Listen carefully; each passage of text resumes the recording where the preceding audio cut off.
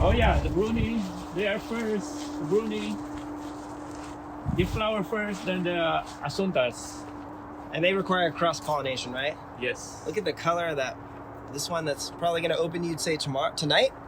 Or Yeah, later evening, this evening. and they'll stay open for, come on this side, you can see some that are still open. And did you pollinate them today? Did you hand pollinate them? Yesterday I pollinated a couple, but not these two. They got pollinated yesterday. And do you ever force pollinate them, where you force them open, or do you wait until they open? Until they open. Okay. And this has more of a coconutty kind of unique flavor, right? It's sweet coconut flavor. Yeah, it's definitely one of the more unique flavored dragon fruit that I've Very unusual plant, and the flowers are terrific.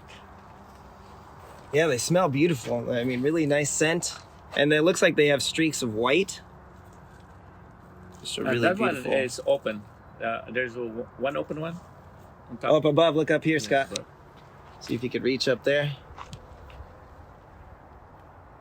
What a beautiful flower.